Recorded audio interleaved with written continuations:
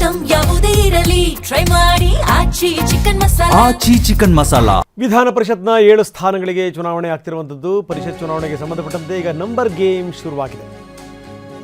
ಕಾಂಗ್ರೆಸ್ನ 5 ಅಭ್ಯರ್ಥಿಗಳಿದ್ದಾರೆ ಕಣದಲ್ಲಿ. 140 ಮತಗಳು ಬೇಕು. ಕಾಂಗ್ರೆಸ್ ಹತ್ತಿರ ಇರುವಂಥದ್ದು 135.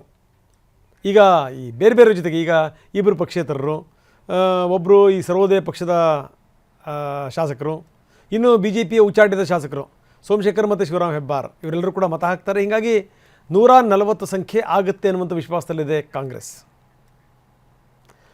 ಬನ್ನಿ, ಪ್ರಮೋದ್ ಶಾಸ್ತ್ರಿ ನಿಮ್ಮ ಜೊತೆಗೆ ಈಗ ದೂರವಾಣಿ ಸಂಪರ್ಕದಲ್ಲಿದ್ದಾರೆ. ಪ್ರಮೋದ್, ಏನೇನು ಲೆಕ್ಕಾಚಾರಗಳು ನಡೀತಾ ಇದೆ ವಿಧಾನ ಪರಿಷತ್ ಚುನಾವಣೆಗೆ ಸಂಬಂಧಪಟ್ಟಂಗೆ?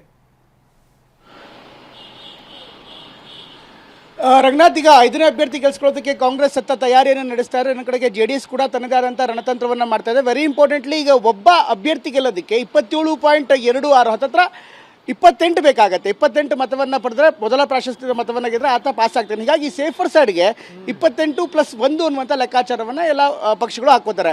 ಬಟ್ 28ನೇ ನಾವು ಕ್ಯಾಲ್ಕುಲೇಟ್ ಮಾಡಿದ್ರೆ ಆತ ಕಾಂಗ್ರೆಸ್ ಬಳಿ ಈಗ 140 ಶಾಸಕರ ಬೆಂಬಲ ಇದೆ. ಒಂದು ನೇರವಾಗಿ 135 ಶಾಸಕರು ಅಥವಾ ಕಾಂಗ್ರೆಸ್ ಪಕ್ಷದಲ್ಲೇ ಇದ್ದರೆ, ಇಬ್ಬರು BJPಯ ಬಂಡಾಯ ಅಭ್ಯರ್ಥಿಗಳಂತ ಸೋಮಶೇಖರ್ ಮತ್ತು ಹೆಬ್ಬಾರ್ ಸಪೋರ್ಟ್ ಮಾಡುವಂಥ ನಿರೀಕ್ಷೆ ಇದೆ. ಜೊತೆಗೆ ಇಬ್ಬರು ಪಕ್ಷೇತರಿದ್ದಾರೆ, ಅಲ್ಲಿಗೆ 139 ಆಯಿತು. ಅದ್ರ ಜೊತೆಗೆ ಸರ್ವೋದಯ ಪಕ್ಷದ ಪುಟ್ಟಣ್ಣ ಅವರ ಪುತ್ರ ಕೂಡ. ಹೀಗಾಗಿ 140 ಅಂದರೆ 28 × 5 140 ಕರೆಕ್ಟಾಗಿ ವೋಟ್ ಆದರೆ ಆ್ಯಸಿಟೀಸ್ ಯಾವುದೇ ತಪ್ಪಿಲ್ಲದೆ ಯಾವುದೇ ಮತ ವಿಭಜನೆ ಆಗದೆ ವೋಟ್ ಹಾಕಿದ್ರೆ 5 ಅಭ್ಯರ್ಥಿಗಳು ಗೆಲ್ಲುವಂಥ ಸಾಧ್ಯತೆ ಇದೆ.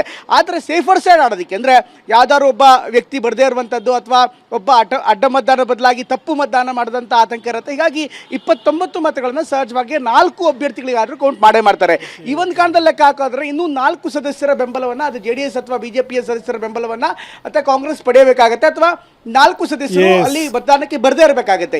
ಈ ಎಲ್ಲ ರಣತಂತ್ರವನ್ನು ಕಾಂಗ್ರೆಸ್ ಮಾಡ್ತಾ ಇದೆ. ಇನ್ನೊಂದು ಕಡೆಗೆ JDSಗೂ ಕೂಡ ಈಗ 2 ಮತದ ಅವಶ್ಯಕತೆ ಇದೆ. ಅವರು ಕೂಡ ಕಾಂಗ್ರೆಸ್ನಲ್ಲಿರುವಂಥ ಅಸಮಾಧಾನವನ್ನು ಕ್ಯಾಲ್ಕುಲೇಟ್ ಮಾಡ್ತಿದ್ದಾರೆ. ರಾಜಣ್ಣ, ಜಮೀರ್ ಸೇರಿದಂತೆ ಬೇರೆ ಯಾರಾದರೂ ನಮ್ಮ ಪರ ಬರ್ತಾರಾ ಅನ್ನುವಂಥ ನಿರೀಕ್ಷೆಯಲ್ಲಿ JDS ಕೂಡ ಇದ್ದಾರೆ. ಹೀಗಾಗಿ ಈ ತಂತ್ರಗಾರಿಕೆ ಸಾಕಷ್ಟು ಕುತೂಹಲವನ್ನು ಮೂಡಿಸ್ತಾ ಇದೆ. 2 ಪಕ್ಷಗಳು, ಕಾಂಗ್ರೆಸ್ ಮತ್ತು BJP ಅಥವಾ JDS, ಎಲ್ಲರೂ ಕೂಡ ಮತ ಸೆಳೆಯುವ ಪ್ರಯತ್ನವನ್ನು ಮಾಡ್ತಾ ಇದ್ದಾರೆ. ಥ್ಯಾಂಕ್ ಯು ವೆರಿ ಮಚ್ ತಮ್ಮೆಲ್ಲ ಮಾಹಿತಿಗೆ.